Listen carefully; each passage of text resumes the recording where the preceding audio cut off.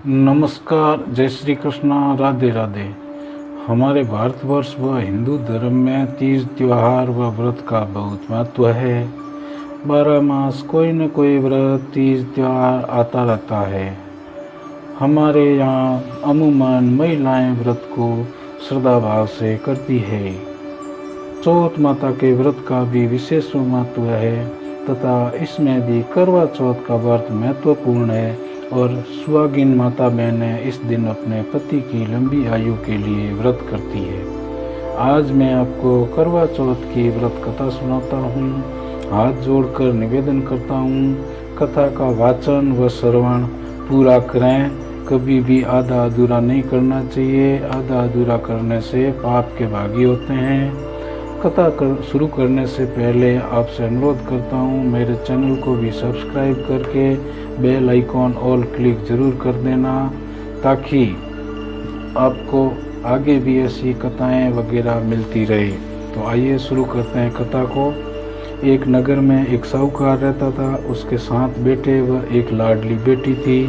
कार्तिक कृष्ण चतुर्थी को सेठानी 7 बहुओं और बेटी ने करवा चौथ का व्रत कर रखा था। साहूकार के 7 पुत्र हमेशा बहन के साथ ही भोजन करते थे। उस दिन भी उन्होंने बहन से आग्रह किया कि बहन भोजन कर लो। तो बहन बोली, आज मेरे करवा चौथ का व्रत है। चांद उदय होने पर चांद को अर्घ देने के बाद ही भोजन करूंगी। तब छोटे भाई ने एक दीपक जलाकर पहाड़ी पर एक छलनी की ओट में ऐसे रख दिया जैसे दिखता हो कि साक्षात्कार चांद ही उगा हो। फिर बहन से बोला, बहन देखो चांद उगाया है, अब तो अर्घ देकर भोजन कर लो। बहन भाभियों से बोली तो भाभियों ने कहा कि ये तो तुम्हारा चांद निकला है, हमारा चांद तो रात में उगेगा।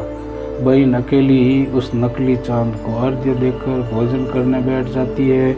जैसे ही वह पहला निवाला लेती है उसे छींक आती है, दूसरे निवाले में बाल निकल आता है और जैसे ही तीसरे की तैयारी करती है उसके ससुराल से समाचार आता है कि उसका पति बहुत ही बीमार है, सो जल्दी से ससुराल चलो। उसकी माँ विदाई के लिए कपड़े निकालने हेतु संदूक खोलती है तो लगातार 3 बार काला, सफ़ेद व नीला कपड़ा हाथ में आता है। यह अशुभ संकेत देख उसकी माँ ने उसे एक सिक्का देकर उसके पल्लू में बांध दिया तथा कहा कि रास्ते में कोई भी छोटा बड़ा मिले, नमस्कार कर उसके पैर छूकर आशीर्वाद लेना। जो अमर सुहागिन का आशीष देवे उसे यह सिक्का दे देना और अपने पल्लू में गांठ बांध देना। परंतु रास्ते में जो भी मिला उसे भाइयों का सुख देखने की आशीष देता गया। अमर सुहागिन की आशीष किसी ने नहीं दी।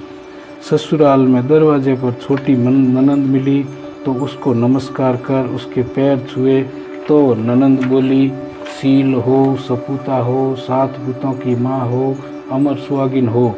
यह सुनते ही उसने वह सिक्का अपनी ननंद को दे दिया तथा अपने पल्लू में गांठ बांध दी।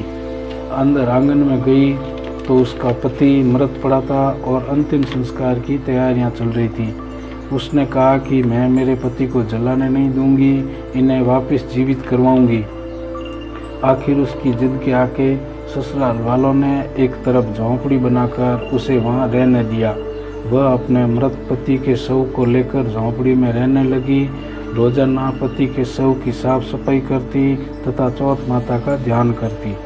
उसकी ननंद उसके लिए सासू द्वारा भेजा गया ठंडा बासी खाना पहुंचाती। थोड़े दिनों बाद माघ मास की तिल चौथ माता उसकी झोंपड़ी में आई और बोली, करवा पिला तू करवा पिला, भाइयों की प्यारी करवा पिला, दिन में चांद देखनी करवा पिला। तब वह बोली, हे चौथ माता, मुझे मेरी गलती का पछतावा है, परंतु मेरा उजड़ा सुहाग तो तुझे ही बनाना है। मेरे पति को जिंदा करना पड़ेगा।